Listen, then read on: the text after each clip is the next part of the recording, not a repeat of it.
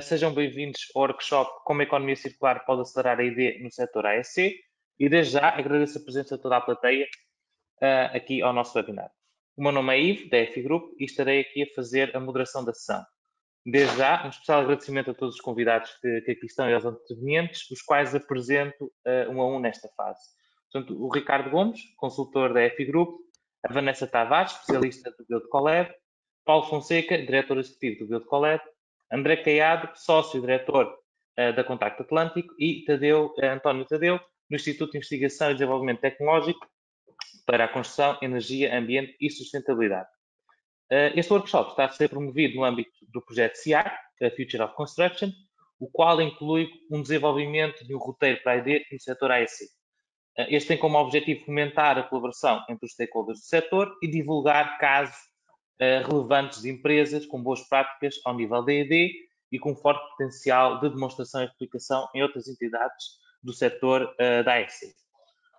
Neste contexto, o Build Collab, em conjunto com a EFI Group, propôs-se a desenvolver esse ciclo de 4 workshops que permitem apresentar as principais tendências do setor e os respectivos casos de sucesso. Assim, numa primeira secção será destinada a enquadrar os benefícios e propósitos da economia circular no setor e depois daremos palco também aos nossos convidados que irão apresentar os respectivos casos de sucesso. Por fim, no final teremos uma mesa redonda para debater um bocadinho todos estes temas e esclarecer alguns tópicos que a plateia assim pretenda.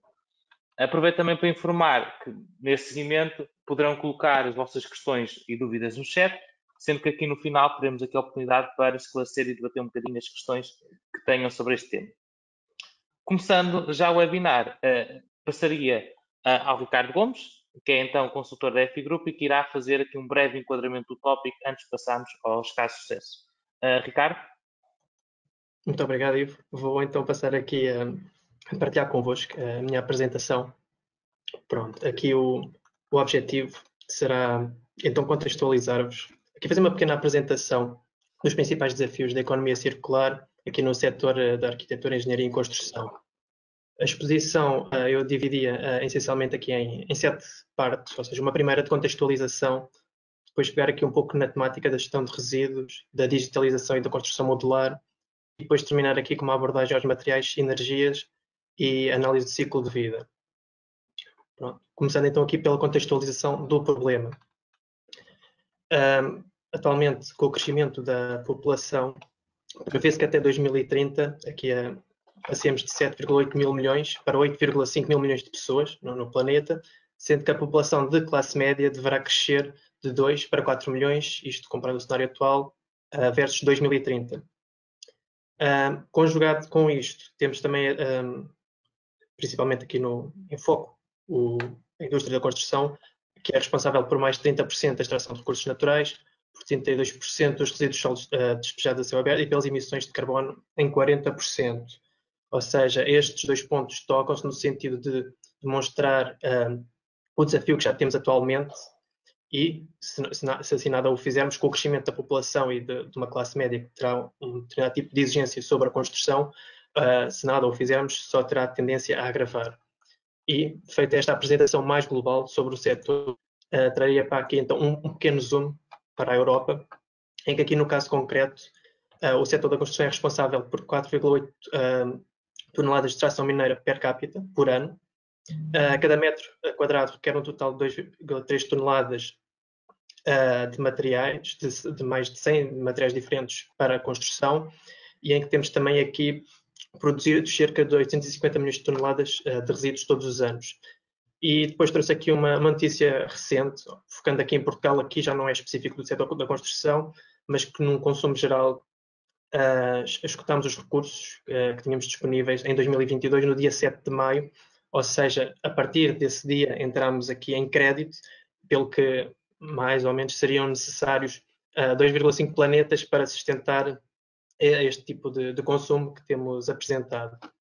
Ainda aqui na parte da contextualização do problema, queria dar também aqui uma prática que é comum neste setor, de uma economia que já não tende a ser tanto assim, mas que ainda é bastante linear, aqui de take, make e dispose, aqui numa tradução mais livre, que seria de retira, produz e descarta, e em que existem aqui vários desafios, barreiras que podem estar associados a esta economia linear, ou seja, tantas exigências que são requeridas pelas entidades adjudicantes, sejam elas públicas ou privadas, também aqui a formação, capacitação atual dos trabalhadores do setor, a experiência do próprio empreiteiro, ou até eventuais, embora isto comece a ocorrer menos, mas mudanças no próprio projeto que são propícios à criação de resíduos. Ou seja, neste sentido, é necessário criar aqui uma inovação do processo.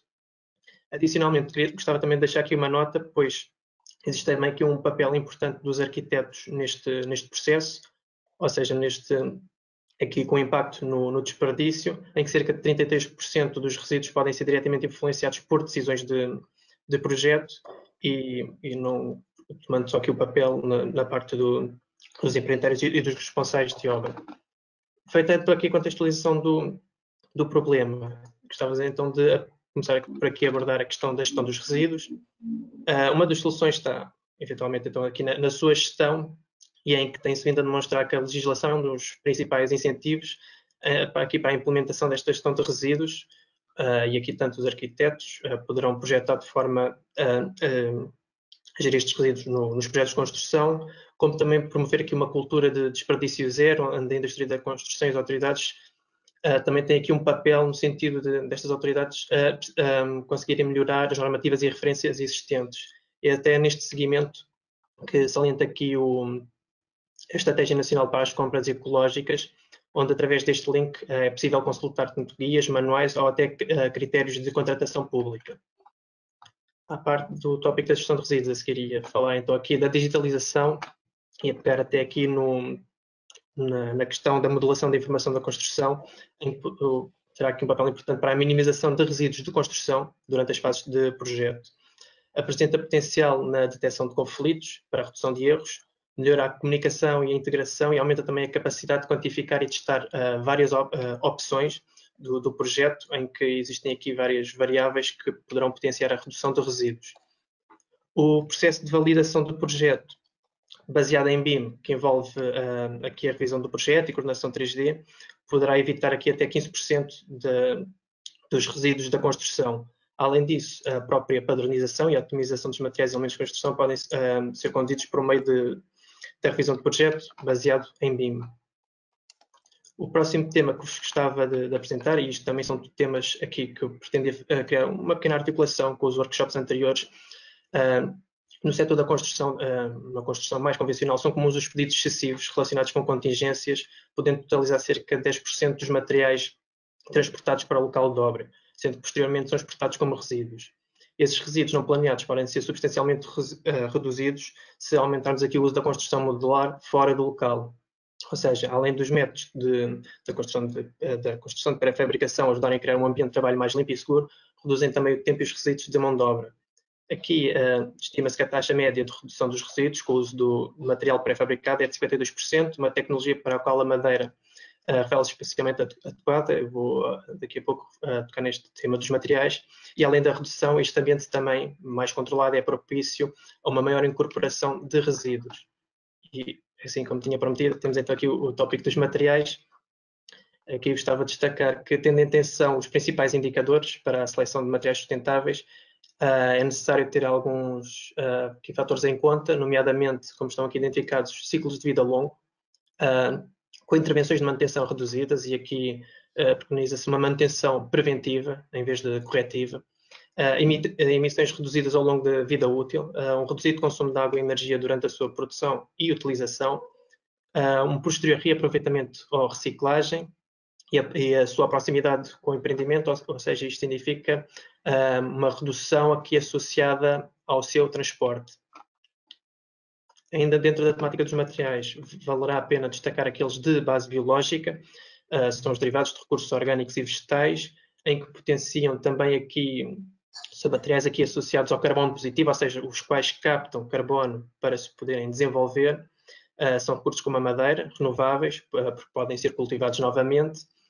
E dando aqui um exemplo, aqui como podem ver na figura, uma madeira lamelada, colada, ou glue lame, ou seja, isto é uma combinação de madeira e adesivos, ou um material adesivo, uma cola, que tem capacidade estrutural para trabalhos pesados, podendo aqui, em alguns casos, substituir o aço. No entanto, existe aqui ainda uma preocupação que é relativamente à exploração excessiva, pois alguns destes materiais poderão não ter uma taxa de renovação suficientemente rápida, e é neste sentido que deixamos aqui o exemplo também de algumas alternativas, sejam ela o bambu, a cortiça, a palha, que têm ciclos de crescimento inferiores a 10 anos, ou seja, que poderão ajudar a colmatar parte do problema. Ainda relativamente aos materiais, é importante referir aqui a reutilização e reciclagem. Aqui os produtos, tanto reutilizados, reciclados, remanufaturados, ajudam a diminuir a carga de extração, a desviar os resíduos dos aterros e reduzir a energia de processamento e recuperar o valor residual dos produtos no seu fim de vida. Aqui como exemplo, ao mudar de aço ou alumínio virgem para um material com alto conteúdo reciclado, poderemos potenciar aqui uma economia até de 80% da energia que é incorporada. E, como podem ver, deixamos também aqui abaixo um exemplo em que se comparam vários materiais de isolamento, em que têm diferentes incorporações de material reciclado. Temos aqui a celulose, em que conseguem incorporar polpa reciclada, a lã mineral, a fibra de vidro, que incorpora aqui vidro reciclado. Contudo, nós ainda temos aqui alguns desafios associados à reciclagem, e este slide pretende exatamente refletir isso, ou seja, se tivermos em consideração a distância entre os locais de projeto e as instalações de reciclagem, pode-se neutralizar aqui parte dos benefícios da reciclagem. Assim, prevê-se que as atividades de reciclagem dependam da existência de um mercado para materiais reciclados, como também das capacidades regionais de reciclagem, e também é necessário fazer aqui um balanço energético para saber realmente aqui as mais-valias associadas. Por outro lado, existe também aqui o desafio associado à capacitação, ao conhecimento dos trabalhadores e projetistas das opções a quem usar materiais reciclados em projetos de construção. O próximo capítulo, relativamente à energia, começaria por destacar aqui os desafios que passam não só pelos materiais, mas depois também pela utilização do edifício. Começava aqui por abordar o Near Zero Emission Building, ou seja, aqui um edifício de emissões quase zero, em que dentro deste conceito são abordados temas como o consumo energético na utilização do edifício, onde deverá ser suprimido pela produção ou de energias renováveis localmente ou nos procedimentos do edifício. Deve-se impulsionar a sustentabilidade e a independência das redes de abastecimento de energia elétrica externa, e aqui também articulada com uma utilização de uma gestão centralizada inteligente e de sistemas de produção, há pouco referia, de produção de energia renovável local e sistemas de armazenamento de energia, traduzindo-se num balanço energético, lá está, como há pouco referia, muito próximo de zero. Também falta aqui referir as soluções bioclimáticas, aqui também incluídas. Temos os exemplos de fachadas verdes ou paredes de trompe. Gostava também aqui de pegar no conceito de passive house. Poderá não ter aqui uma aplicação tão direta em Portugal, ou os seus benefícios podem não ser tão óbvios em Portugal, mas é algo já mais explorado em mercados onde há temperaturas mais frias, principalmente no mercado nórdico, em que se preconiza aqui soluções em que se utiliza de forma mais eficiente os recursos energéticos e tendencialmente de equilíbrio de consumo nulo, garantindo, contudo, lá está, o conforto térmico. Associa-se a soluções construtivas e arquitetónicas, lá está, que minimizam a utilização de sistemas ativos e assim o objetivo, na sua essência, será minimizar o consumo energético. E deixamos também aqui um link que achamos relevante para depois quem quiser consultar relativamente a parceiros de soluções, também tem referência a blogs, conferências e comunicações. E assim, passaria então aqui para a parte final da apresentação, só para fazer referência aqui à análise de ciclo de vida, que é aqui uma metodologia que serve para avaliar os impactos ambientais associados a todas as etapas de vida de um produto, desde a extração da matéria-prima, processamento de materiais, fabrico, distribuição, uso, reparo e manutenção, até o momento em que é descartado ou reciclado. Os métodos de análise do ciclo de vida têm sido usados para a avaliação ambiental de processos de desenvolvimento do produto em outras indústrias há algum tempo.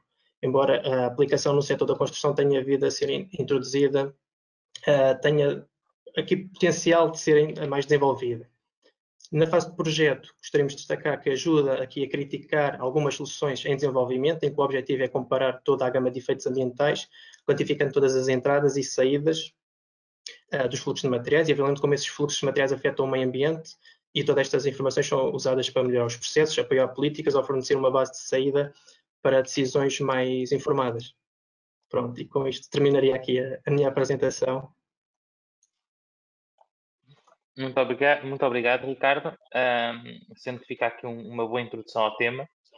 Tomo agora a liberdade de apresentar a Vanessa Tavares. A Vanessa é doutorada em Sistemas Sustentáveis de Energia pela Universidade de Coimbra e MIT Portugal. Profissionalmente exerceu funções como arquiteta, como investigadora do Centro para a Ecologia Industrial e Centro de Estudos Ambientalmente Urbana e como docente na Universidade de Coimbra.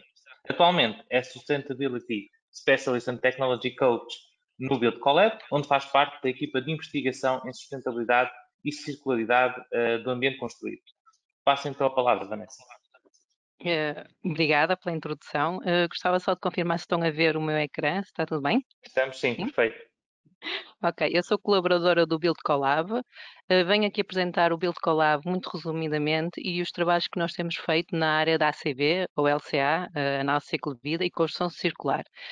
Por fim, alguns temas de investigação em economia circular. No Build Collab, nós apoiamos a dupla transição, esta transição baseada em processos psicológicos e digitais, em inglês o termo é Twin Transition. Promovemos a digitalização dos processos baseados na metodologia BIM. Promovemos a sustentabilidade recorrendo a metodologias como ACV, a circularidade na construção e a descarbonização, e seguimos a filosofia Technology to Market. Somos uma equipa alargada, temos 25 colaboradores em várias expertise, vários backgrounds.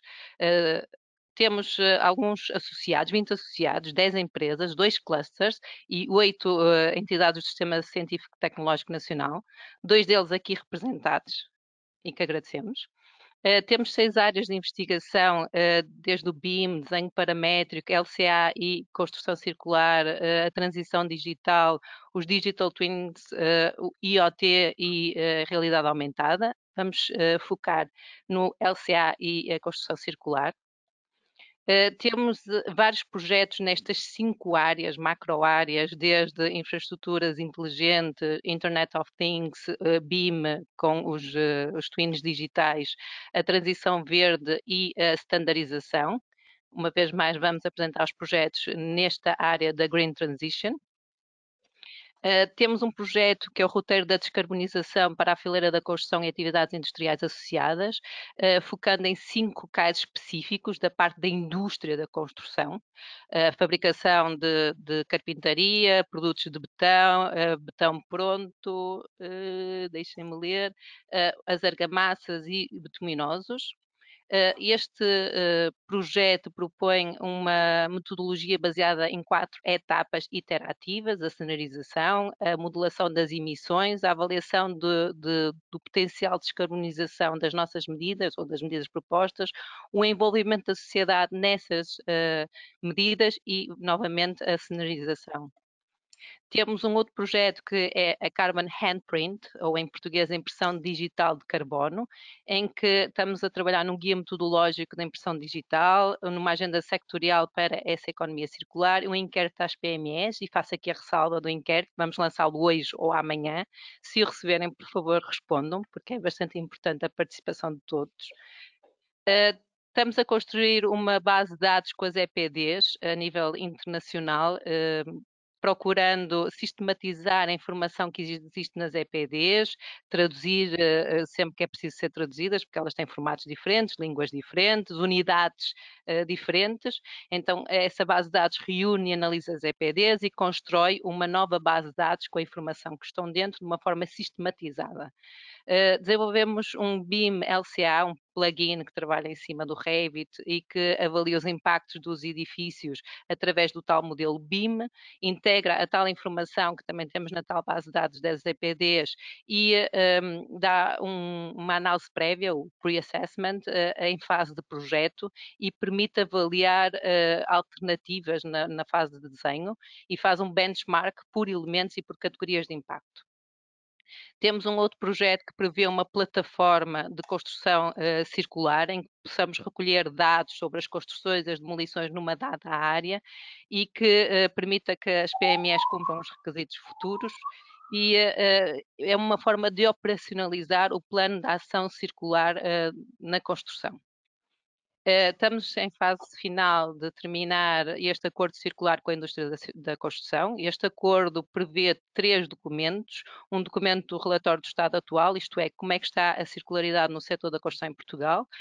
Um segundo documento prevê o plano de ação, qual é o conjunto de ações que pode viabilizar essa transição para uma economia mais circular. E, por fim, um roadmap com as medidas, com prazos, com atores, para cada uma dessas medidas, indicadores. A nível de investigação em economia circular, nós gostávamos de tentar responder ou ajudar a responder a 2 perguntas. Será que é possível reduzir o impacto ambiental da indústria da construção por meio da inovação? Será que é possível alcançar esta sustentabilidade? E será que esta dupla transição, esta twin transition, ecológica e digital, tal como preconizada pela União Europeia, será o impulsionador da inovação e permitirá uma economia sem emissões ou com menos emissões e com menos resíduos? Nós temos estas 5 áreas, não é, que apresentei inicialmente. O Build Collab tem trabalhado nestas áreas e entre a digitalização do projeto e da desconstrução, a tecnologia de construção sustentável e circular e alguma sensorização do ambiente construído. E depois há diversos projetos ou linhas de investigação futura, algumas em curso, outras completamente futuras, que se localizam entre cada um destes pilares ou até algumas entre os 3 pilares. Os edifícios negativos em carbono, a otimização de sistemas de transporte, a metodologia BIM e como pode apoiar o Scan to BIM ou o CAD-CAM, a fabricação entre a digitalização e a manufatura, as Smart Cities, Smart Buildings, os modelos digitais, o Digital Twin, que é o modelo BIM com a sensorização desse modelo, a eficiência energética, a avaliação do ciclo de vida, uma gestão integrada dos edifícios, a parte do FM, a avaliação do custo de vida, a tal manutenção preventiva e corretiva que o colega também já falou inicialmente, alguma logística inversa, por exemplo, no tratamento de resíduos ou tratando os resíduos como um recurso, os edifícios NZEBs, a modularização e a construção pré-fabricada, a reciclagem, preferencialmente fazendo upcycling e não o downcycling, que é o normal, e algum contexto legal que enquadre essa reciclagem, uma tal plataforma para reutilização e reciclagem, criando um marketplace dos resíduos, vistos tendencialmente como recursos, não é? Algum sistema de construções pré-integradas, os passaportes de materiais, produtos e construções que são importantíssimos para saber como gerir todo este património material que temos, o design para a adaptabilidade, flexibilidade e resiliência, a identificação do material através de QR codes com georreferenciação, o design para a remanufatura e a assemblagem, alguma rastreabilidade e transparência nessas bases de dados utilizando blockchain, e a certificação e licenciamento automático. Com uma imagem geral, e nem sei o meu tempo, porque acabei por ocultar aqui o calendário.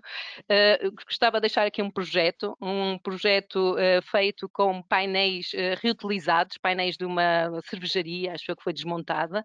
É um projeto que ganhou o prémio Mies van der Rohe e que faz esta assemblagem entre painéis pré-existentes numa arquitetura contemporânea. O projeto foi realizado por este ateliê, tem aqui o link para o ateliê, e o estudo de ACV, de análise do ciclo de vida, foi realizado por esta empresa, e em que veem que há uma redução significativa do impacto, não só na fase da construção, o embodied, mas também, como está aqui, embodied carbon, mas também na fase da operação do edifício. E esta abordagem de ciclo de vida que eu gostava de deixar, porque temos que abordar e avaliar a construção como um todo, desde a extração dos materiais até o fim de vida. E eu não sei se me alonguei, peço desculpa, agradeço a vossa atenção. Obrigada. Ora, muito obrigado. Vanessa, está perfeitamente dentro do tema, portanto, Okay. muito obrigado. Passo agora para o André Caiado, sócio fundador e diretor do Contacto Atlântico. Mais uma vez, obrigado também por ter aceito o nosso convite. O André é licenciado em Arquitetura pela Universidade de Lisboa e mestre em Informática para Arquitetura, Urbanismo e Gestão Imobiliária pela Escola Técnica Superior de Arquitetura de Madrid. Ainda em Madrid, em 1995, tornou-se Dr. Cum laude em Technologies of Smart Building. Em 1996, fundou a Contacto Atlântico Arquitetos, ao mesmo tempo em que começou a colaborar com professor catedrático em diferentes universidades como a Universidade Independente, a Universidade Moderna ou a Universidade Lusófona. Ao longo dos anos desenvolveu uma grande diversidade de projetos com clientes nacionais e internacionais, consolidando uma vasta experiência em todas as fases da arquitetura e em diferentes áreas, com destaque nos anos mais recentes para o grande número de projetos concretizados na Avenida da Liberdade. André, muito obrigado por ter aceito o nosso convite e passo-lhe agora a palavra para nos falar um bocadinho sobre esse assunto. Boa tarde a todos, eu agradeço, primeiro que tudo, ao Build Collab o convite e dou também os parabéns à Vanessa pela fantástica apresentação, ao Ricardo por conhecer todo este cluster em detalhe, ao Ivo por nos moderar, principalmente ao Paulo, porque é o motor de tudo isto. Ora bem, nós somos os guardiões de uma bola azul que se passeia pelo meio do universo e a grande questão é: que planeta é que eu quero deixar aos meus netos? Lembram-se daquela expressão, não tragas nada, não leves nada, podes fazer fotografias e ficar com memórias. Isto é aquilo que nos dizem quando vamos a um parque fabuloso e fantástico. Essa atitude devia ser a mesma que temos quando nos movemos e quando trabalhamos, quando somos cidadãos, gente do nosso planeta. Mas não é. E se esta primeira conversa vos parece absolutamente filosófica, eu sou absolutamente operacional. E agora vou passar à realidade dos factos, que é muito longe de uma ideia conceptual, mas que nos permite, curiosamente, sonhar que vamos chegar lá. A questão é quanto tempo é que vamos demorar a chegar lá. A Europa estava dependente do combustível fóssil vindo da Rússia. Agora, a Europa finalmente acordou para a vida e decidiu que vai cortar essa dependência em 3 ou 4 anos. Eu acredito que é verdade. Há muito, muito tempo, numa galáxia muito, muito distante, os israelitas decidiram que a água quente em casa das pessoas ia passar a ser fabricada nos telhados. Como é que eles decidiram? Bom, não conseguiram convencer o povo que era uma boa ideia. Criaram uma lei. Essa lei obrigou a que todas as casas produzissem água quente sanitária nos telhados. Em muito pouco tempo, deixou de ser necessário gastar energia para produzir água quente sanitária em Israel.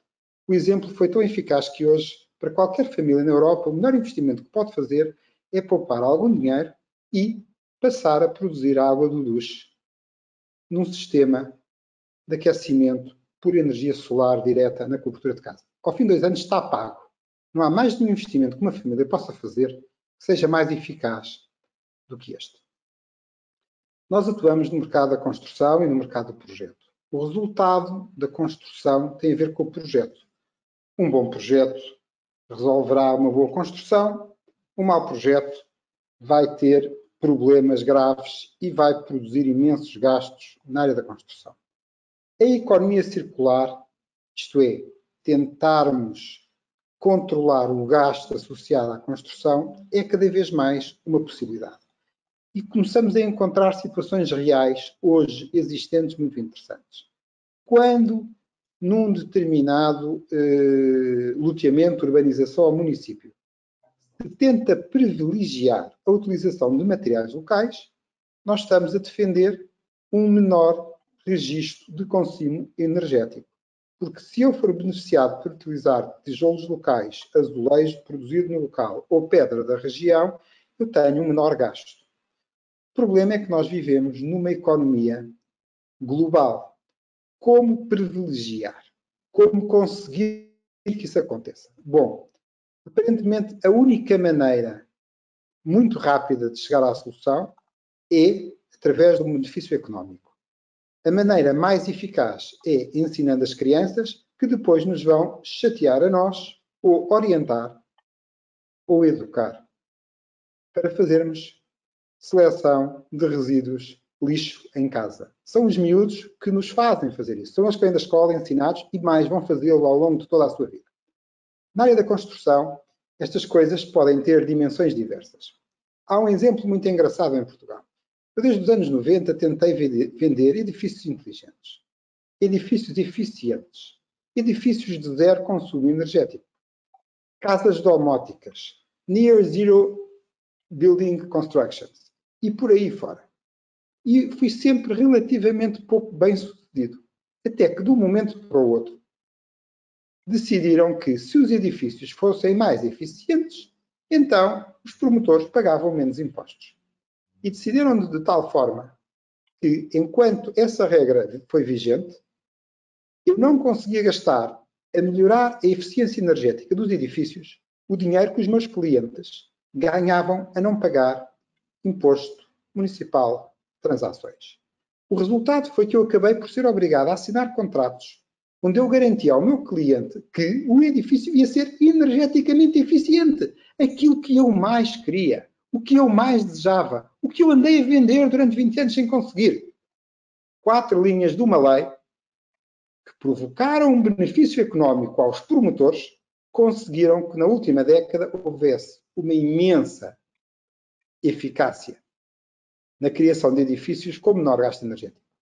Por outro lado, uma outra lei paralela a esta disse assim: os edifícios do Estado têm que se envolver num programa de reconversão energética para terem maior eficiência. Como não havia lucro associado a isso, 95% dos recursos do Estado são gastos em salários, o resultado é que, quanto a essa linha, a lei existe, nada foi feito. Ainda estamos a batalhar para ver se fazemos alguma coisa agora com a dita bazuca, PRR, aquilo que quiser. O facto é que, se houver incentivos reais, as coisas podem acontecer de outra maneira. E se houver inteligência, porque hoje em dia já há vontade daqueles que investem nos fundos, por exemplo, em que parte dos edifícios que fazem parte desses fundos sejam edifícios de energia zero. E eu consigo fazer projetos de edifícios que ao fim do ano são equilibrados em termos energéticos, tendo um custo associado mais 4 ou 5%. Ao fim de meia dúzia de anos está pago.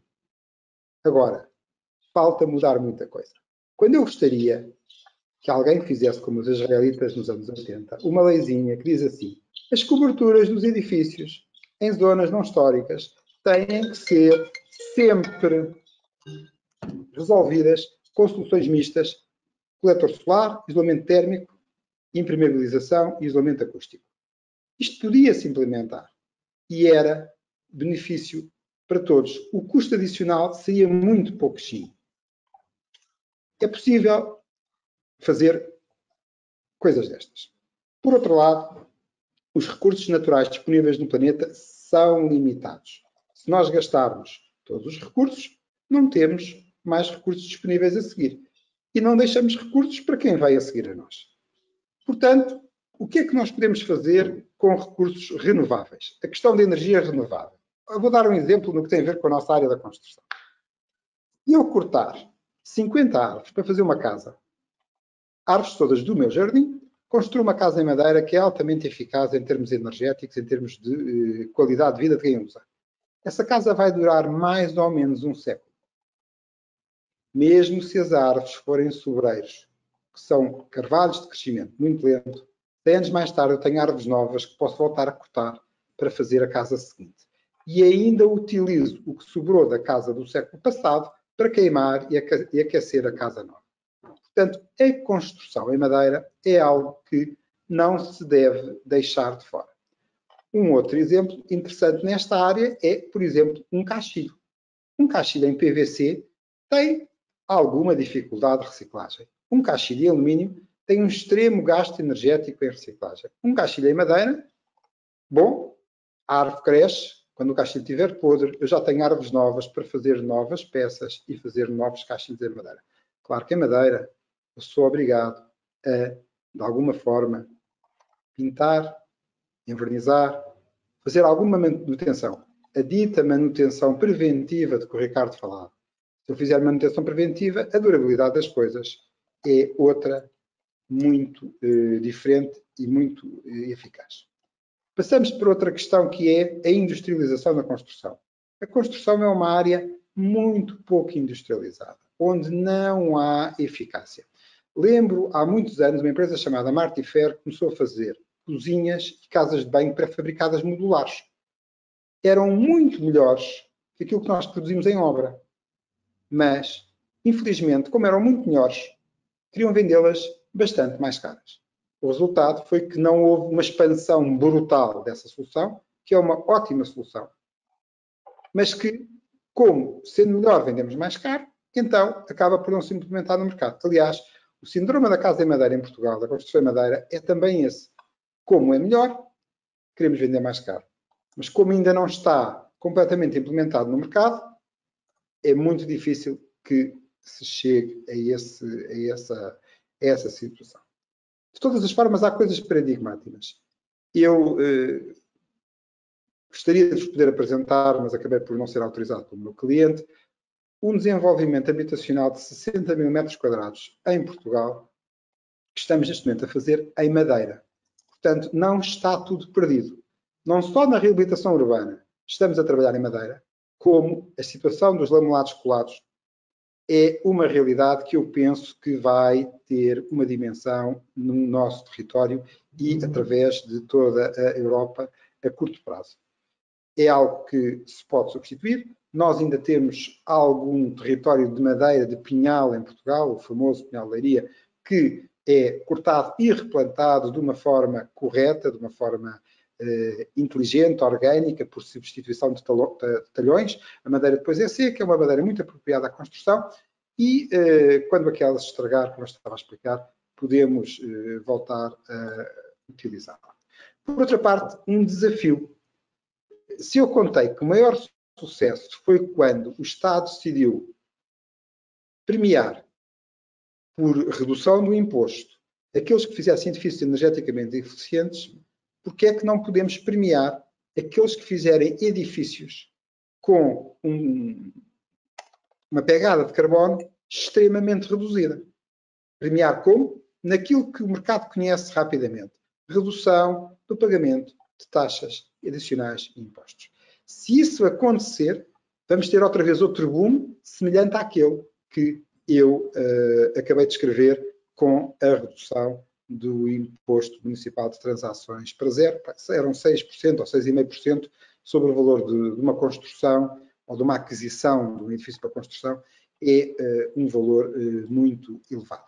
Por outra parte, já existe uma preocupação a nível das pessoas, há uma disponibilidade para entender que se eu construir uma casa num determinado território onde a pedra é xisto,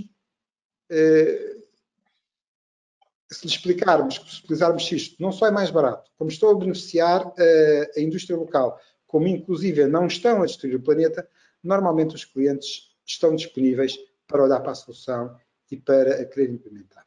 Portanto, da minha parte, fica aqui o desafio sobre a questão de podermos utilizar os materiais locais e promover, premiar essa utilização na área da construção. Nós gostaríamos de chegar a uma cidade em que andamos a pé, em que não consumimos energia. Aquilo que se chama hoje em dia o paradigma da cidade feliz ou da cidade dos 15 minutos. Mas essa cidade também pode ser construída com os materiais locais e utilizando as disponibilidades locais e produzindo a energia necessária para a sua exploração localmente. E tudo isso é algo que faz sentido globalmente e acho que vou acabar aqui a minha exposição voltando ao mesmo princípio. Continuávamos completamente pendurados do consumo de energia fóssil, de um momento para o outro estamos a ver uma expansão brutal das soluções alternativas para não dependermos do exterior, muito longe de nós, que pensa de uma maneira diferente, que olha para o universo de uma maneira diferente. Então eu quero deixar aqui muito claro a todos que nós podemos produzir uma moradia, um edifício de escritórios completamente autossuficiente, que nos permitia, no limite, normalmente isto não se faz porque hoje em dia ainda é caro, estar off the grid. Quer dizer que não precisarmos de ninguém, não precisarmos de EDP, não precisarmos das águas locais, até reduzirmos muito a nossa necessidade ao sistema de lixos municipal, utilizando compostagem, etc, etc. Isto é possível, é um caminho que faz sentido e é um caminho que me leva a pensar no que é que eu quero deixar aos meus netos. Eu quero deixar um planeta pelo qual eu passei, do qual eu fui o guardião, mas que o deixei tão bom quanto aquele que encontrei. Por isso é que eu, quando vou à praia, normalmente volto com uma caixinha com algumas beatas que encontrei na areia. Graças a Deus, hoje em dia, são cada vez menos. É isso que eu desejo. Obrigado. Muito obrigado, André, por esta exposição muito interessante. Passo agora para o António Tadeu. Mais uma vez, obrigado por ter também aceito o nosso convite. O António é doutorado em Ciências de Engenharia na área da Engenharia Civil, especialidade de Estruturas pela Universidade de Coimbra. É também especialista na área da acústica pela Ordem dos Engenheiros e membro do Centro de Investigação CERIS. Atualmente é professor catedrático na Universidade de Coimbra, responsável científico da área das construções no Departamento de Engenharia Civil e presidente da direção da ETECONS. Foi coordenador e investigador em 52 projetos de investigação na área das ciências da construção e transferência de conhecimento, orientador de 23 teses de doutoramento em vários domínios e autor de mais de 200 artigos científicos em revistas internacionais indexadas. Muito obrigado pela sua presença e passo a palavra. Mesmo. Pronto, boa tarde a todos. Primeiro que tudo, começo por agradecer o convite e vou tentar aqui, de alguma forma, fazer-vos passar a imagem daquilo que o ITECONS vai fazendo, no sentido de apoiar a sustentabilidade e a economia circular em cooperação direta com a indústria. Para quem não nos conhece, nós temos um conjunto de laboratórios e de instalações, eu diria, bastante razoável, bastante grande. Temos um conjunto de áreas de intervenção, nomeadamente na área da energia, da construção, da sustentabilidade e do ambiente. Eu vou trazer-vos para aquilo que na realidade nós vos quero mostrar, e isso prende-se com o trabalho que vamos fazendo, não só na área dos ensaios laboratoriais, mas depois também naquilo que são o trabalho de investigação que fazemos com as empresas. Em relação aos trabalhos com as empresas, aquilo que eu resolvi trazer para aqui e de alguma forma enquadrado com o próprio tema desta apresentação é aquilo que diz a respeito ao esforço que vamos fazendo na valorização de resíduos. Eu tenho aqui um conjunto de projetos que foram desenvolvidos todos com a indústria. Por isso, o primeiro diz respeito à utilização de casca de arroz. O segundo, e depois digo-vos daqui um pouco mais alguma informação, o segundo diz a introdução de também valorização de resíduos no fabrico de argamassas técnicas.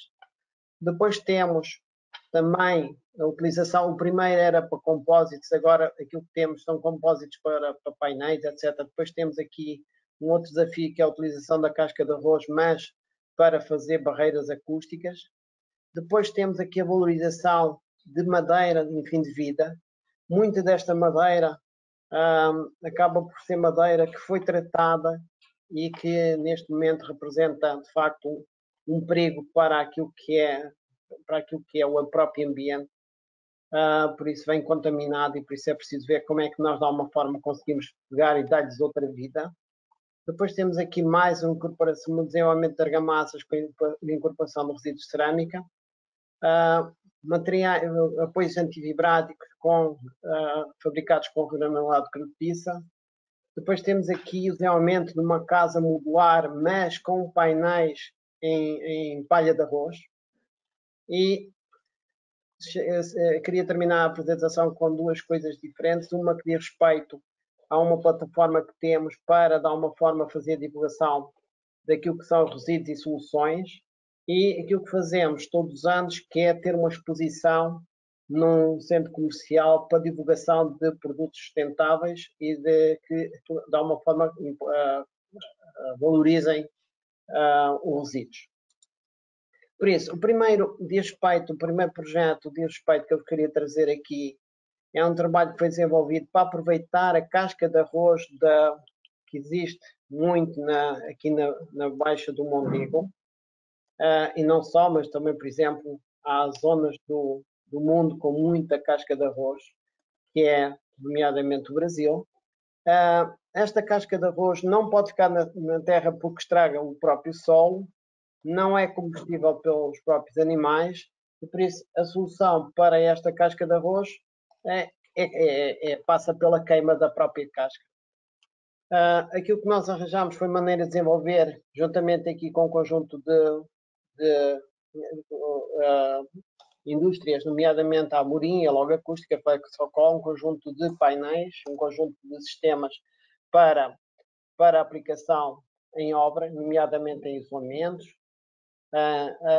E aquilo que nós estudamos, fazemos a caracterização não só do próprio material em termos das várias propriedades, mas preocupamos muito das várias propriedades, não só térmicas, mas acústicas e por aí fora, mas preocupamos muito também com aquilo que é a durabilidade destes materiais. E por isso fazemos aquilo que são resistências, verificamos a resistência biológica, a durabilidade a ciclos de envelhecimento acelerados, etc.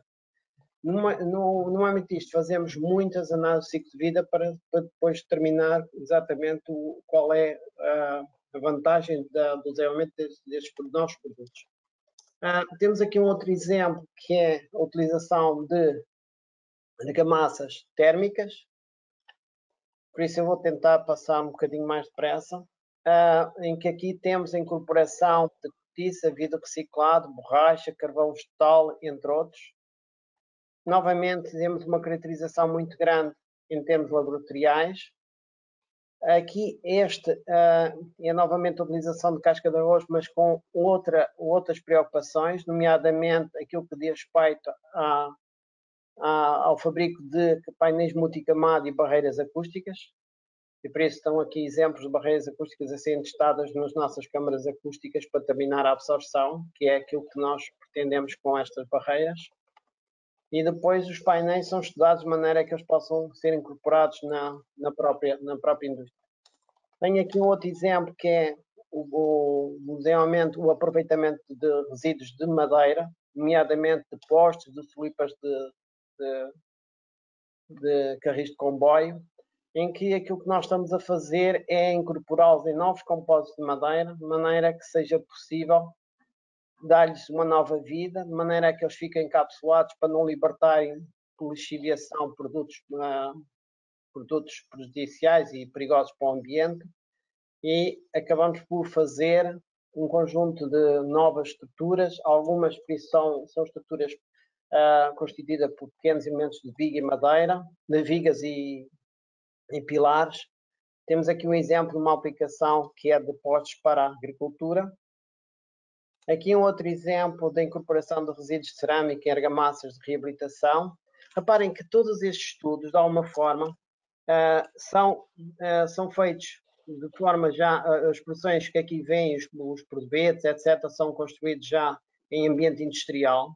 Não nos interessa nada estar a fazer apenas isto em ambiente laboratorial, porque depois a seguir poderíamos ter problemas quando se passa para o tamanho, para aquilo que é o próprio fabrico de forma industrial. Ou seja, esses estudos são estudos que acabam por se traduzir num conjunto de publicações em revistas internacionais, como algumas que eu vou fazendo passar. Temos aqui uma outra que é, novamente, o aproveitamento de resíduos de cortiça. Neste caso, são cortiça que é submetidas a processo de expansão e ficam aglomerados expandidos de cortiça. Utilizamos estes produtos, nomeadamente no fabrico de apoios antivibráteis. Temos aqui outra que é a construção de paredes modulares com palha de arroz. E por isso, estes foram os exemplos que eu resolvi trazer para aqui. Todos esses exemplos acabam por ser exemplos que, neste momento, em termos industriais, estão a ser comercializados e aplicados.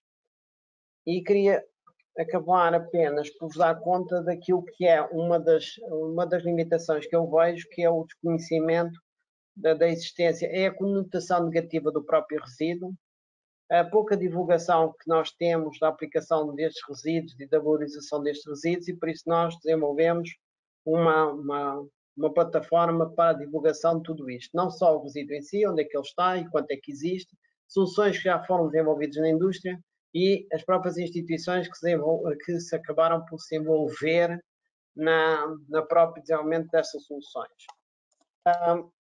É muito importante dizer-vos que, na realidade, estes produtos têm que ter marcação CE e por isso significa que há um grande esforço do nosso lado no sentido de ajudar a indústria a fazer a marcação CE destes produtos, juntamente com o conjunto de organismos europeus do género do ITECONS. E aquilo que me parece também muito relevante é fazer chegar este tipo de produtos à sociedade em geral, mas àquelas pessoas que na realidade os vão utilizar mais cedo ou mais tarde, e uma preocupação grande é dar-lhes a conhecer o que existe, para que as pessoas possam dar uma feira a tocar, e fazemos este tipo de exposição. Esta foi a primeira, nós já fizemos uma segunda o ano passado, em que pedimos às empresas que nos façam chegar protótipos daquilo que são as soluções que foram desenvolvendo. Esta exposição não são exposições comerciais, não nos interessa fazer esse tipo de abordagem, como é lógico, não queremos ser conotados por estar a apoiar uma empresa ou outra, e por isso aquilo que fazemos é cedem-nos, nós pedimos uma pequena ficha com as características técnicas e depois acabamos por ter a exposição com um conjunto de pessoas do nosso lado que vão explicando às pessoas o que é que ali temos. E no fundo era isto que eu vos queria trazer para esta apresentação, com a ideia, na realidade, de realçar a importância que depois tem que as pessoas convençam que estes produtos são bons e que têm marcação CE, etc.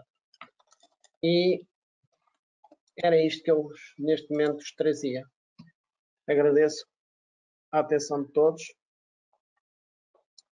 Ora, muito obrigado nós e obrigado a todos os apresentadores pelas respectivas apresentações.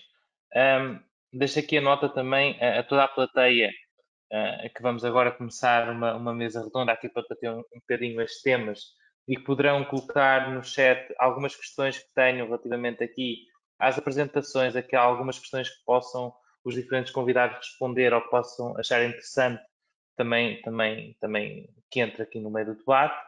Para esta mesa redonda, vou passar a palavra ao Paulo Fonseca. O Paulo integra a Comissão Executiva e o Conselho Estratégico da Plataforma Tecnológica Portuguesa da Construção, que é a entidade gestora do Cluster AEC, e desempenha a função de Diretor Executivo do Build Collab. Portanto, Paulo, passo aqui a palavra para esta sessão de debate e de partilha. Ok, obrigado. Muito boa tarde a todos. Queria agradecer aqui aos nossos convidados, quer ao André Caiado, quer ao António Tadeu, à Vanessa e ao Ricardo pelas excelentes exposições que nos fizeram. E, de facto, dizer que esta é uma preocupação. A Vanessa tentou mostrar isso, é uma preocupação do Build Collab e da estratégia do Build Collab, a questão da Twin Transition e a parte da sustentabilidade e da digitalização, e como combinar estes dois vetores, estes dois drivers para podermos evoluir para um planeta que seja um planeta diferente que queremos deixar aos nossos netos, como também referiu ali o nosso caro amigo André Caiado. Eu, em termos introdutórios, também gostava de dizer, já hoje aqui vimos aqui uma série de cifras ali, e de métricas, o Ricardo apontou várias, e eu também fui buscar algumas porque fazem-nos sempre pensar, que é, por exemplo, que alguns especialistas referem que à escala mundial, 60% dos edifícios que existirão em 2050 ainda não foram construídos. E que em muitas economias emergentes, tal como a Índia, esse número chega a 70%. Portanto, isto faz-nos a pensar bastante. E também deixar aqui uma outra nota, que é que agora, a nível europeu, uma economia, a utilização dos princípios da economia circular, digamos assim, pode gerar, por estimativas, pode gerar poupanças de cerca de 600 mil milhões de euros para as empresas e criar cerca de 170 mil novos postos de trabalho. Ora, postos de trabalho estes na questão da gestão de resíduos e contribuir significativamente para a redução das emissões. Ora, estes 600 mil milhões ajudariam facilmente se isto já tivesse sido implementado, que a Europa neste momento não fosse dependente de recursos naturais provenientes do exterior, tal como o André referiu, e que agora decidiu que dentro de 4 anos vai ser autossuficiente em termos da produção de fontes de energia renováveis ou não renováveis, mas vai ser independente em termos de consumos energéticos, portanto não vai necessitar do exterior.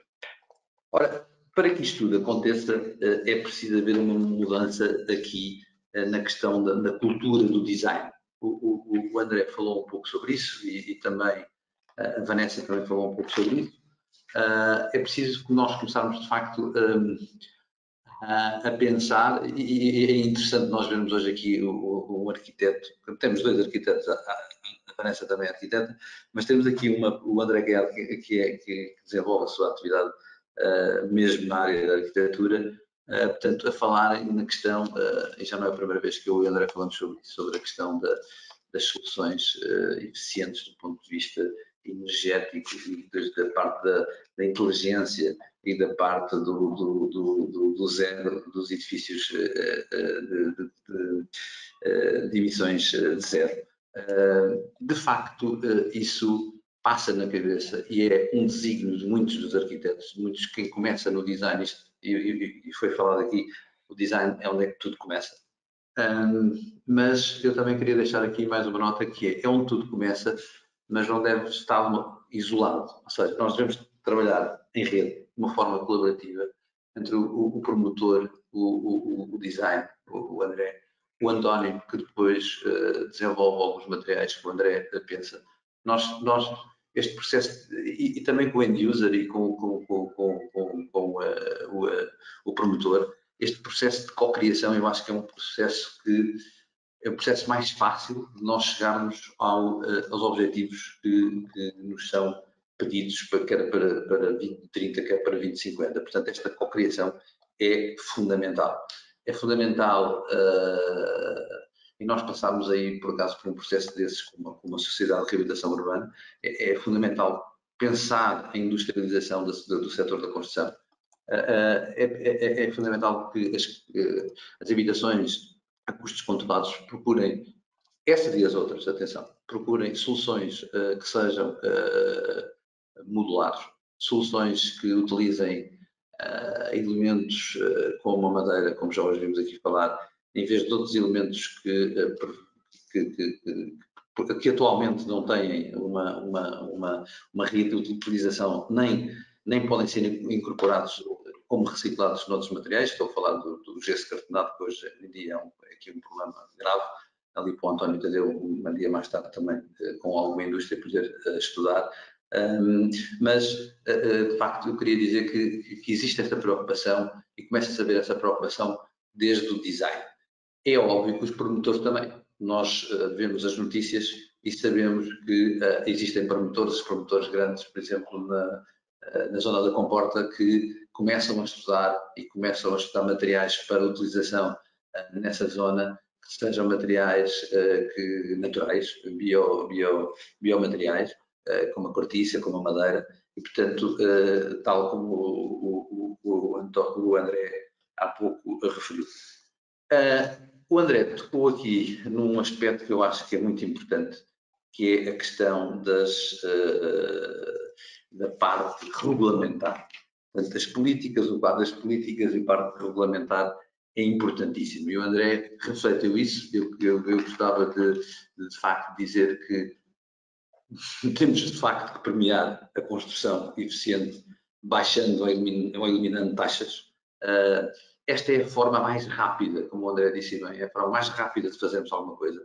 Obviamente que temos que educar, obviamente que temos que ir mostrando que existem, que não existe outro planeta para além deste. E, portanto, temos que atuar, mas atuar rapidamente terá que ser numa solução dessas, numa solução de premiar, de beneficiar fiscalmente ou de outra forma a utilização destas tecnologias e destas metodologias e, por exemplo, também premiar a utilização de materiais locais versus materiais que sejam trazidos de outros sítios com distâncias de transporte grandes que provocam emissões também grandes. E aqui eu queria chegar só à questão da análise de ciclo de vida, de facto, outra vez. É importante nós fazermos avaliações e análise de ciclo de vida na altura do design de um projeto. Tentarmos perceber que uma solução, o que é que comparar soluções, comparar soluções com materiais distintos e tentar, de facto, por exemplo, a Vanessa falou nisso aqui, criar aquilo que são os passaportes materiais. É muito importante, isto é um desígnio europeu, fala-se disto já há muito tempo, passaportes esses que indiquem qual é a qualidade, a função, o uso, a reutilização, a manutenção, como é que se desmonta este material. Tudo isso tem que ser algo que, do ponto de vista digital, deve apoiar esta transição para uma eficiência na reutilização dos materiais. Para acabar aqui só esta introdução, de falar também, de facto, de se introduzirem custos ambientais e custos sociais nestas análises de ciclo de vida e dar cada vez mais valor a esta parte ambiental e social em detrimento da questão do que é o custo e o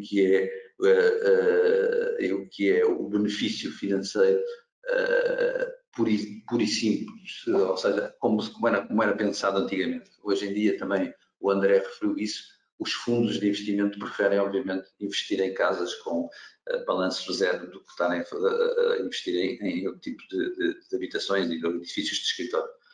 Portanto, eu acho que foi muito interessante aqui ouvirmos aqui a Vanessa, ouvirmos aqui o André e o António. Eu agora fazia aqui uma pergunta à Vanessa. Portanto, a Vanessa está a trabalhar connosco nesta área da sustentabilidade e está a trabalhar em algo que é importante, que é a questão do plano de ação para a construção circular. Vanessa, o que é que nós fizemos ao Estado da Arte? Quais são aquilo que achas que é mais importante relativamente ao Estado da Arte e às perspectivas que nós temos no setor para podermos fazer aqui uma circularidade no setor da construção? Eu, se calhar, por dizer que falta, como disse o André, um quadro regulamentar que incite à questão da circularidade e que promova, porque nós temos regulamentos que até alguns só põem, não é? E acho que a capacitação, isto é, eu acho que temos de estar todos à volta do mesmo compromisso. Isto tem que ser um compromisso comum. E tem que ser desde o produtor dos materiais de construção, do fabricante, desde a fábrica, não é? Ao projetista, ao dono de obra que tem que exigir e tem que saber o que é que quer, o que é que não quer. Isto é um setor muito múltiplo, não é? Nós aqui estamos representados, somos projetistas ou somos investigadores, mas temos financiadores, temos donos de obra, temos utilizadores que não são donos de obra, temos promotores, temos reguladores e dentro dos reguladores temos o governo, depois temos as autarquias. Isto é, há tantos stakeholders diferentes, intervenientes em português, para ser mais correta, e temos que todos ter o mesmo objetivo. E para isso é preciso instruir e capacitar. Eu não sei se tenho paciência suficiente para esperar que os meus filhos cresçam, como disse ali o André, embora saiba que é a forma mais sustentável de o fazer, mas ainda tenho a convicção que podemos fazer esta transição de empresas existentes e de trabalhadores existentes para uma transição de uma construção mais circular. Gostava de imprimir esta questão de uma abordagem holística de ciclo de vida, porque também não vale a pena termos edifícios super eficientes se a nível do incorporado gastamos imensa energia.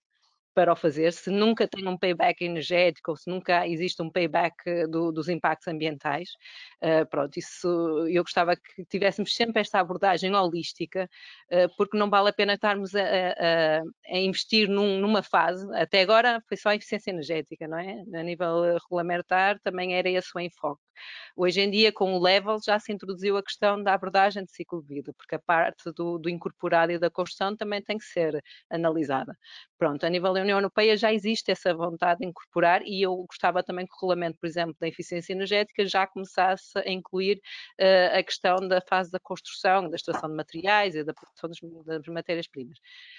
Mas como mote, capacitação e o contexto regulamentar que inclui as taxas ou que inclui os incentivos.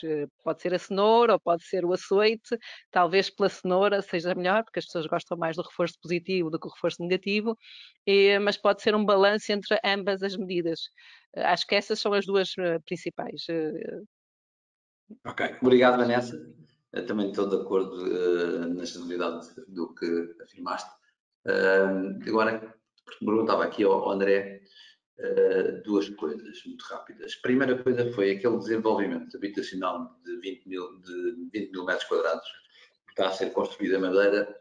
Como é que surgiu esta ideia? Foi, de facto, uma análise de ciclo de vida que foi feita? Foi comparar soluções e...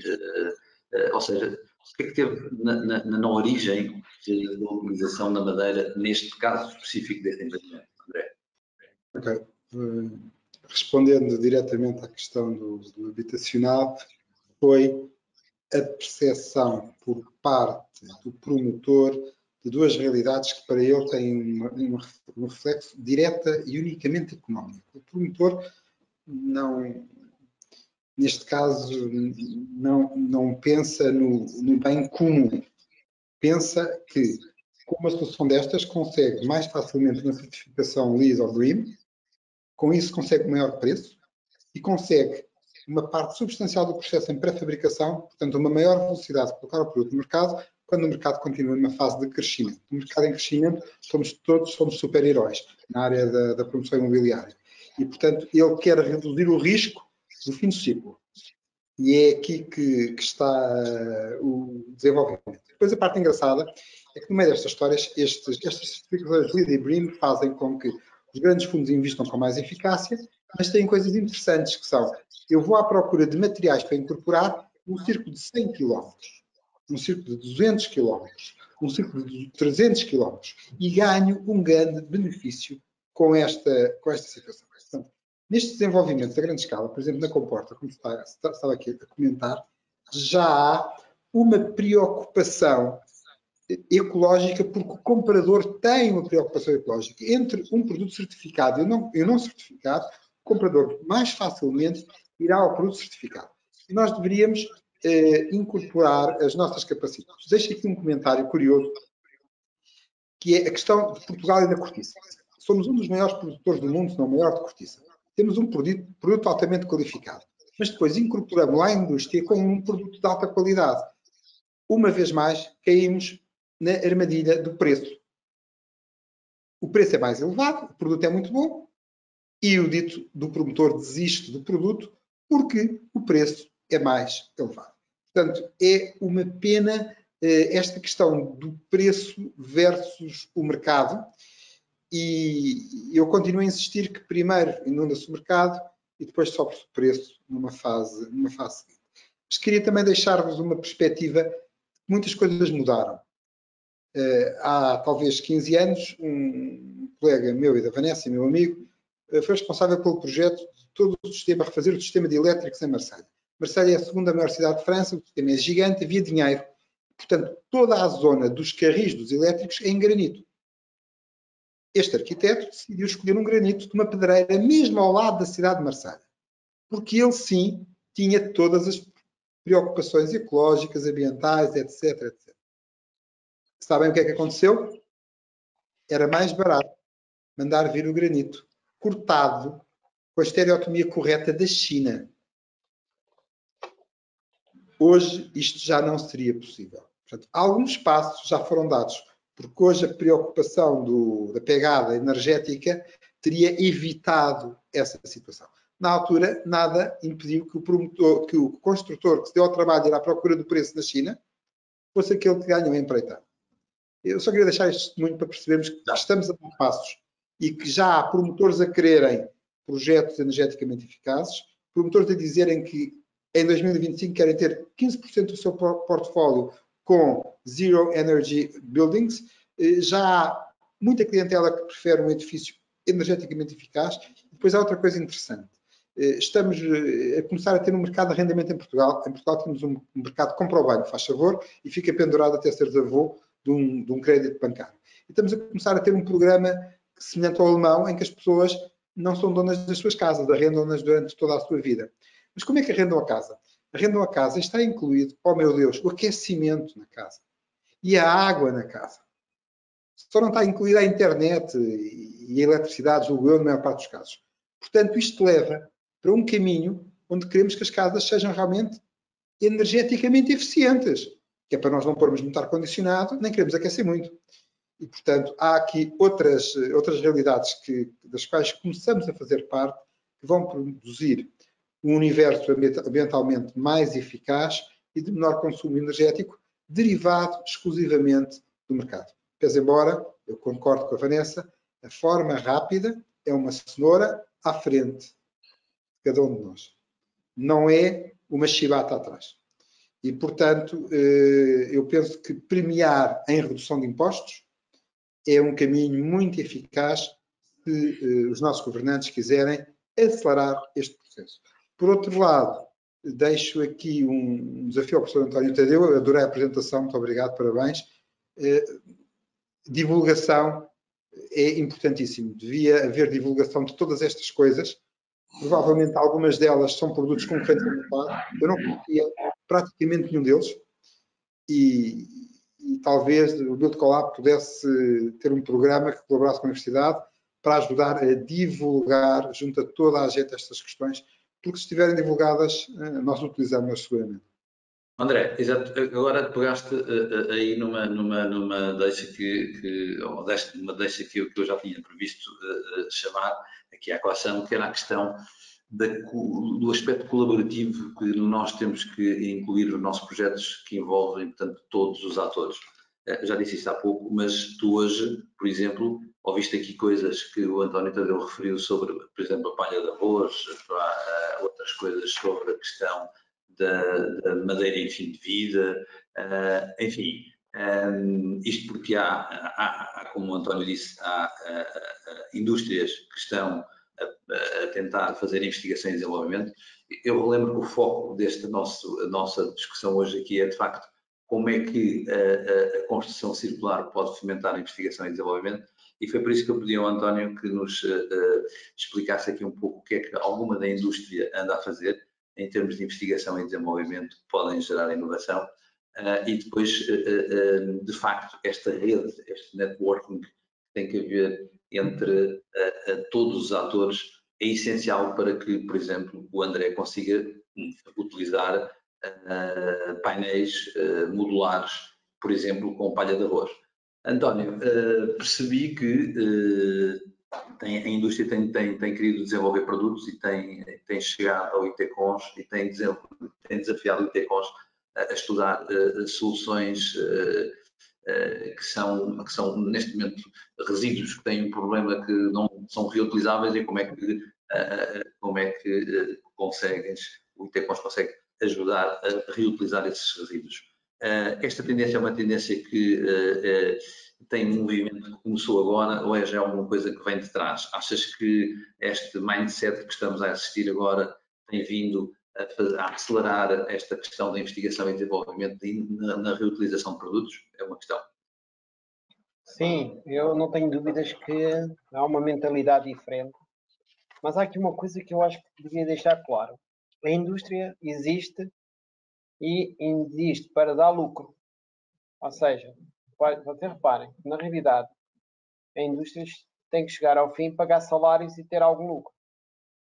E por isso significa que todas estas valorizações têm que ter, de alguma forma, possibilidade de chegar ao mercado e ser competitivas, para que as pessoas possam, de alguma forma, pegar e usá-las.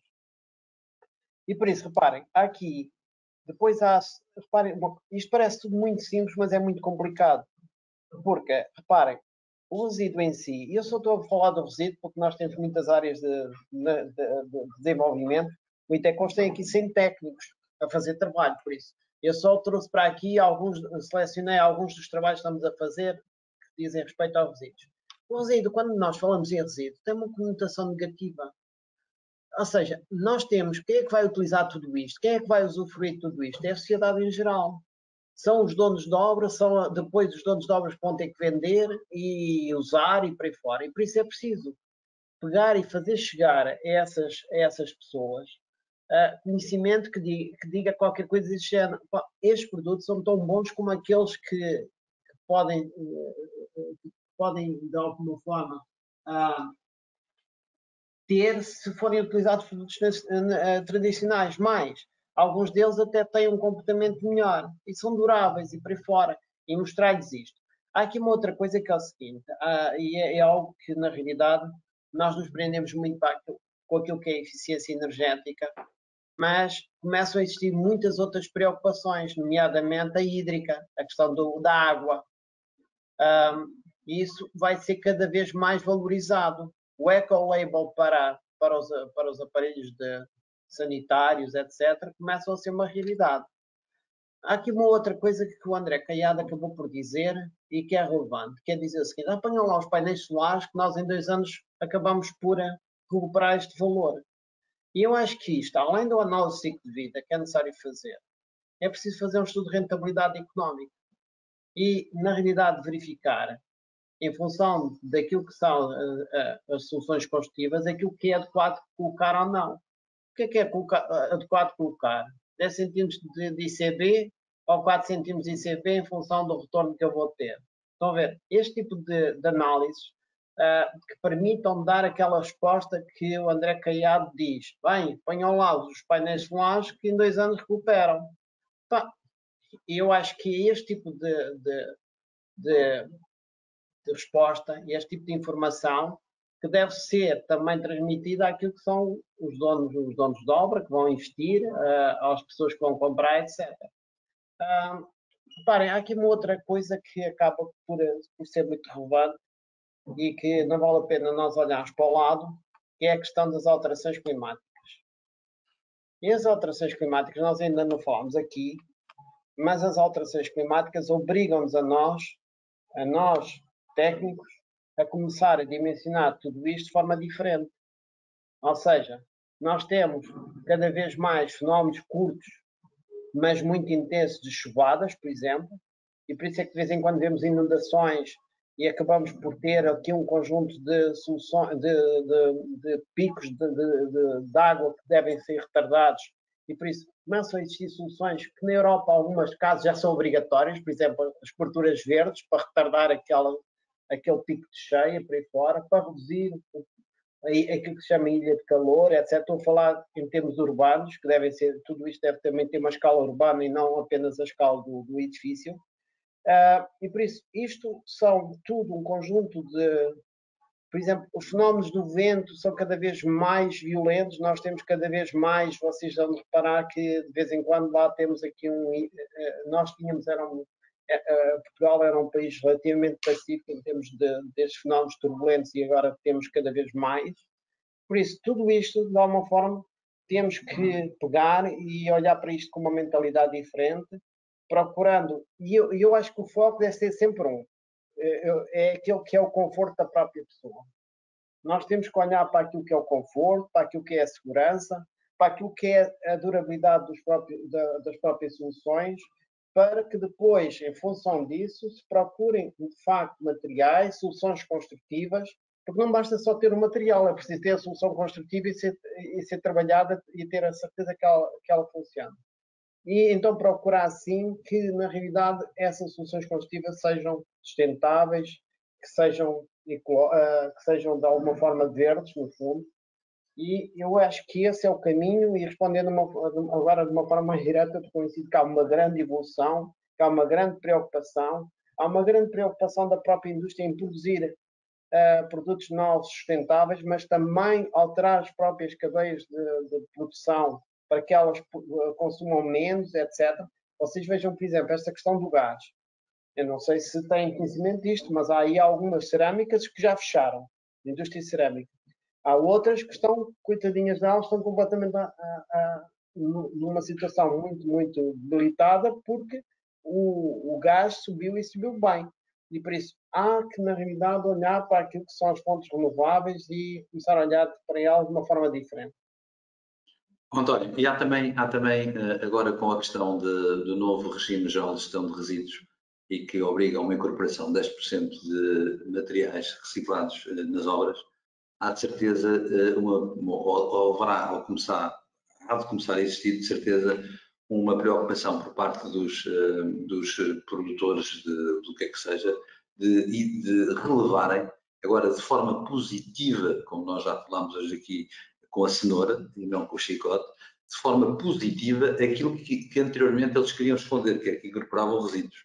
Mas agora é preciso dizer que nós, de facto, incorporamos X% de resíduos, porque na conta final e no balanço final da obra, nós vamos ter que demonstrar que incorporamos 10% de material reciclado. Ou seja, eu acho que vai haver aqui, outra vez, lá está, por força regulamentar, voltando àquilo que o André falou também e que a Vanessa também falou, portanto, por força regulamentar, vai haver aqui mercado para que cada vez mais se faça essa distinção positiva de teres uma declaração de produto.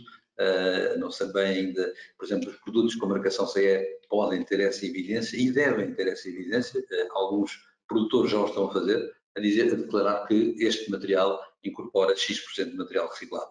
Eu penso que isto vai ser bastante importante e vai ser, é algo que nos PPGR, ou seja, nos planos de gestão dos resíduos da construção e demolição que fazem parte dos projetos e que estes PPGR, eu acho que deve ser uma coisa que deve durar durante a vida útil do projeto, desde a concepção até à construção e depois até à manutenção e à reutilização dos materiais.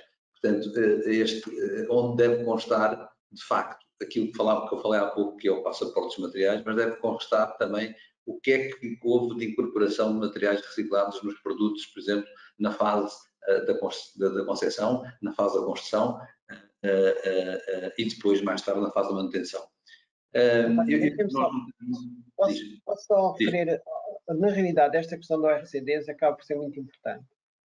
E reparem, existe um projeto muito grande que envolve muitas instituições de ensino e de investigação, envolve depois acesso e assim fora, que é o upscaling daquilo que é a utilização de RCDs no fabrico de botões e de argamassas, etc.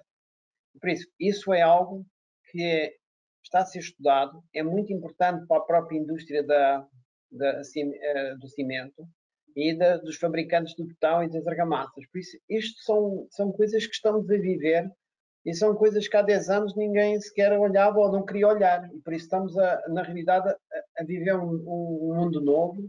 E eu estou convencido que ou a indústria em si, e eu estou convencido que está a acontecer a maior parte dela, se começa a ter estas preocupações, ou então ela não vai ter futuro.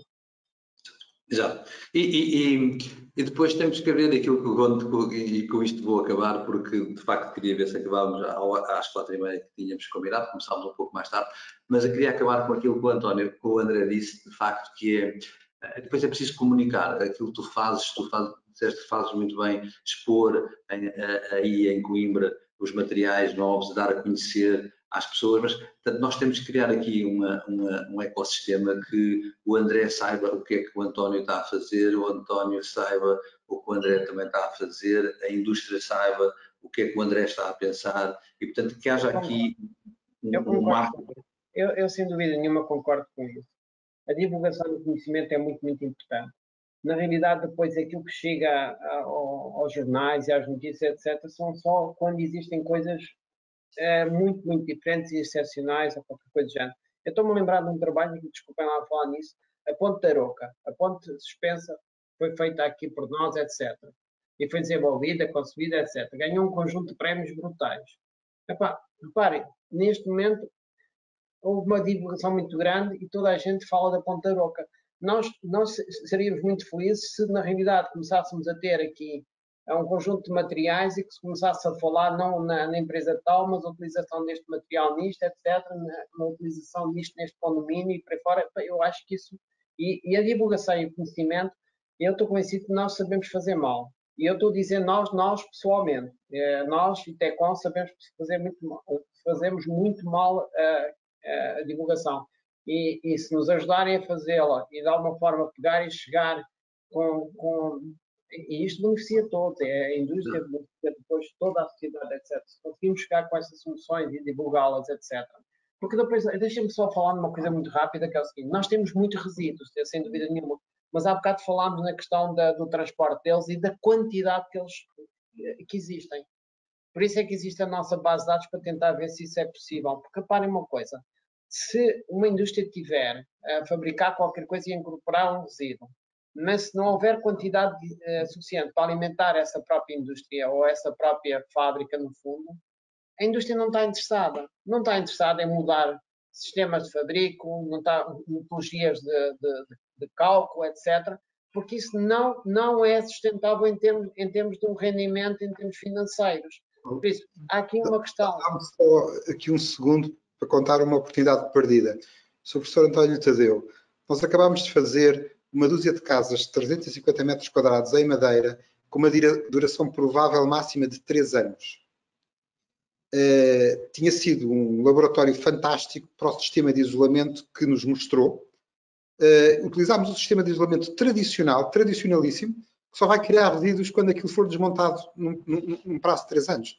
Portanto, além disso, o risco para o promotor era muito pouco, porque se houver algum problema a longo prazo, não é nestas casas, elas vão mesmo ser desmontadas em 3 anos. Portanto, a falta de informação é tudo. Se eu não souber o que é à minha volta, eu não posso aproveitar esse conhecimento, nem beneficiar todos os intervenientes e, portanto, eu insisto que, uma vez que vejo do seu lado a mesma questão, que o Build Collab, que é para isso que ele existe, e é por isso que eu aceitei fazer parte da gestão do mesmo, pegue na bandeira do marketing e ajude a dar conhecimento, porque ao dar conhecimento encontra clientes para todas estas empresas, que eu adorei a forma como começou. Trabalhamos para coisas direcionadas a uma investigação operacional, para produzir produtos que cheguem ao mercado com preço e com qualidade. E, portanto, Paulo, fica aqui o desafio, parece-me que tens toda a gente interessada. Está aceito o desafio. Só para dizer também que eu já tive o prazer de estar ali nas instalações do ITECOS e relativamente a tudo o que seja estudos de ruído, eu acho que nunca vi assim nada em Portugal. E outras coisas, atenção, de fachadas e de outras coisas, mas em termos de ruído eu vi câmaras espetaculares. E, portanto, o que eu acho, continuo a dizer, essa terá que ser a nossa missão, vamos incorporar isso na nossa missão, é tentar fazer aqui um matching do que é que anda a acontecer para que as pessoas... Aqui, nós já estamos além do tempo, já vamos quase em 10 minutos. Deixem-me só dar mais este exemplo, só para vocês verem como é que tudo isto se movimenta. Estamos a falar do som e eu deixem-me só falar-vos de uma coisa, que é o seguinte. Nós, neste momento, e cada vez mais, vamos ter carros elétricos. Os carros elétricos são muito, muito silenciosos. Por isso, vocês possivelmente já utilizaram carros elétricos, possivelmente têm carros híbridos e carros elétricos, etc., e sabem que isso acontece. Vocês sabem que, neste momento, uma das preocupações da indústria automóvel é o barulho que os motores antigos faziam para acionar os vidros. Ou seja, aquilo tem um ruído tão pequenino, mas de qualquer forma, agora as pessoas, como o ruído, como o silêncio é muito grande, como o isolamento é muito grande, como produz muito pouco ruído, esse pequeno ruído que é produzido pelos motores agora é incómodo. Por isso, eu estou a falar nisso porque, na realidade, estamos a falar de níveis de nós tão baixos, mas que nós utilizamos, nomeadamente, a nossa câmara anecoica para conseguir medir esses ruídos e poder intervir e ajudar a indústria a baixar esse nível de ruído. Por isso, eu estou convencido que atrás disto, atrás de todas estas inovações, destas preocupações de sustentabilidade, preocupações em termos de olharmos para aquilo que é deixarmos o nosso planeta viver mais uns milhões de anos, eu estou convencido que na realidade vem tanto trabalho de investigação e de desafios que é qualquer coisa que é muito aliciante. Muito bem, António. Fica então aqui este desafio lançado pelo André, de facto de nós tentarmos aqui colocar todos os players a falar uns com os outros e tentarmos aqui de alavancar a possibilidade de utilizarmos materiais locais, de utilizarmos materiais bio-orgânicos ou biológicos na construção destas novas casas, que muitas delas, como eu disse, ainda 60% dos edifícios ainda não existem em 2050, portanto temos muito para fazer, mas temos que o fazer bem e temos que fazer a pensar no planeta e a pensar Vanessa nos filhos e eu e o André nos nossos netos. Portanto, há bocado enganaste aí um bocadinho, Vanessa, por causa da diferença de idades, mas pronto, tudo bem, não tem problema. Gostava de agradecer a todos, foi um prazer estar aqui convosco hoje nesta conversa, muito teríamos para falar. Um grande abraço, André, um grande abraço também ao António, agradecer quer à Contacto Atlântico, quer ao ITCONS, nossos associados, portanto, do Build Colab, aqui a EFI Grupo, que está a fazer este trabalho do roteiro de investigação e desenvolvimento, e hoje estávamos nesta vertente da circularidade na construção, a tentar tirar daqui alguns insights daquilo que poderá ser o roteiro de investigação e desenvolvimento que nós podemos vir a ter aqui acordado com as autoridades, ou uma vez mais com um plano de X tempo para podermos fazer essa investigação e daí surgir inovação, materiais inovadores que possam cumprir com as metas que nos comprometemos para 2030 para 2050. Um obrigado a todos e boa tarde a todos. Obrigado também. Obrigado. Muito boa tarde a todos. Ok, um abraço, obrigado. Boa tarde.